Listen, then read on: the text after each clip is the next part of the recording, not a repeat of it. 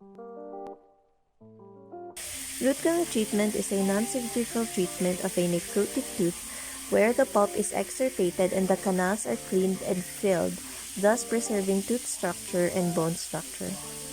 After successfully diagnosing and reaching to a treatment plan with root canal treatment, the first thing to do is to take multiple radiographs to study and measure the tooth for working length. We will be skipping this step. Although it is important to note that visualization of the internal anatomy of the tooth is critical, here we can estimate how many canals are present, pathological structures present, what size of instruments to use, or to refer the patient to a specialist if the case is too difficult. Next is rubber dam isolation. Rubber dam is used to isolate the tooth for many reasons such as moisture control, harm prevention, clean and aseptic operating field, and improved accessibility and visibility. Gaining access to the pulpal space through the lingual surface for incisors and occlusal surfaces for premolars and molars. This step is the most important technical aspect of root canal treatment because this enables unobstructed access to the canal orifices and the straight line access to accommodate instrumentation and obturation techniques. Conservation of tooth structure is critical. This includes the cusp tips and marginal ridges. Generally, structures that provide significant strength to the tooth that is not needed for preparation. Outline form differs depending on the tooth you will be preparing. This is due to the differences in size and number of roots and cusps. Specifically for today, we'll be accessing the right maxillary first molar. This tooth has a rhomboid shape, generally with 3 to 4 canals, 2 buccal canals, and 1 palatal canal. Remove all caries, weak restoration, and unsupported tooth structures. During preparation, when the bird drops in, unroof the pulp chamber. Be careful with being too dependent on the drop-in sensation as this might cause failure. Explore the canals using an endodontic explorer or a pathfinder. Make sure to find all canals to prepare or the treatment may fail. Refine the walls, making sure that there are no bulges or ledges as this may cause broken files or unprepared canals. Also, make sure that you have a straight line access to the orifice. Remove the pulp using a broach to hook it. Negotiate canals with small K-files.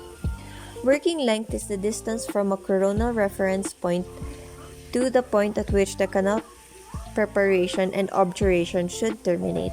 There are many ways to determine the working length varying from radiographic to non-radiographic. Commonly used technique is to take a radiograph, measure the tooth, and subtract 1 mm for safety factor and another 1 mm for possible radiographic distortion. Then take another radiograph with a file at working length in the canals to assess if the initial working length is accurate. If incorrect, then make the subsequent correction by adding or subtracting 0.5 mm. In our special case today, we'll be measuring the actual model and subtracting only 1 mm for safety factor, and that should be it. In today's preparation, these are the working length computations. Biomechanical preparation is the systemic procedure of removing pulp tissue debris and microorganisms with the use of files, irrigants, and chemicals while shaping to facilitate filing of the root canal treatment. The purpose of canal shaping is to widen the access canal using files. This creates a continuously tapering cone that offers enough space for the medication and irrigation. Cleaning the canal also of potentially pathogenic contents from the root canal which may cause the treatment to fail. This includes removal of the pulp, removal of products of inflammation, and removal of pathogenic microorganisms. Step 1 for biomechanical preparation is to identify the initial apical file. To choose an initial apical file, select a file that reaches the established working length, which should be the biggest file that reaches the apical resistance at the end of the canal. sequence your use of files from initial apical file to master apical file. Master apical file is the biggest file up to working length. This is comprised of 3 sizes larger than the IAF. All 3 files in this case all have size 35 as initial apical file. Therefore, all canals will also use size 50 as MAF.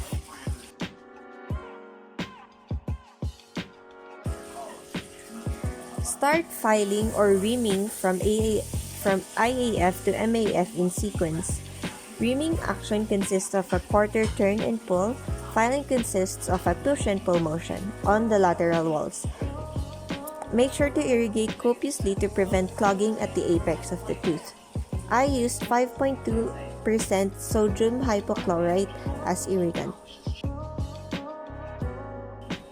Step-back preparation is the use of files from 3 files bigger than the master apical file. For the purpose of preparing the canal, as you progress, you subtract 1 mm shorter than the last file, recapitulating after each file to renegotiate the canals. Circumferential filing is using the master apical file to smoothen all canal walls. In my case, I used size 50 for all canals. The spreader reach test is done to verify if the canals have been properly flared. To do the spreader reach test, insert the MAF with a spreader, either size 25 or 30 depending on the size of the canal. I used size 25. The length of the spreader should be 1 to 2 millimeters short of the working length. For all canals, I used size 25 spreader. Mesobuccal and palatal canals had a spreader length of 19 millimeters, while the distal buccal canal had a spreader length of 18 millimeters. Obturation is the 3-dimensional filing of the entire root canal system as close to the cemento-dentinal junction as possible. We obturate the canals to eliminate all avenues of leakage from the oral cavity and seal irritants that cannot be fully removed during previous procedures. Step 1 is to irrigate and dry the canals. This is to free them of any debris left in the canal, then dry the canals using cotton pellets and paper points. Choose and insert a master apical cone. This is based on the size of the master apical file. It should exhibit resistance to displacement or tug back, and a dead stop when pushed downward. My master apical cone is size 50. Before I placed the master apical cone, I measured and marked it for working length with tweezers. For step 3, choose and insert accessory cones. Do a spreader reach test to ascertain the size of accessory cones. This will be 2 sizes smaller than the size of the finger spreader used. My accessory cones are size 45, 40, and 35. To sterilize the cones, soak them in sodium hypochlorite for 1 minute and rinse them with alcohol. Step 4 is mixing the cement. I mixed slow set zinc oxide eugenol until it had a sticky consistency. Coat the canal using the end of a master apical file in a firm wiggling motion. For obturation, do lateral condensation technique by placing the spreader and condensing the cones laterally to make space for accessory cones. Then, place the accessory cone after coating its butt with the cement. Insert the spreader and adjust the rubber stop where it stopped.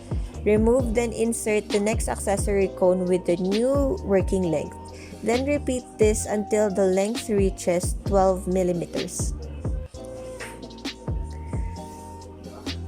Cut the tuft protruding through the opening using a heated instrument and condense the remaining gutta perca 2 millimeters below the canal orifice.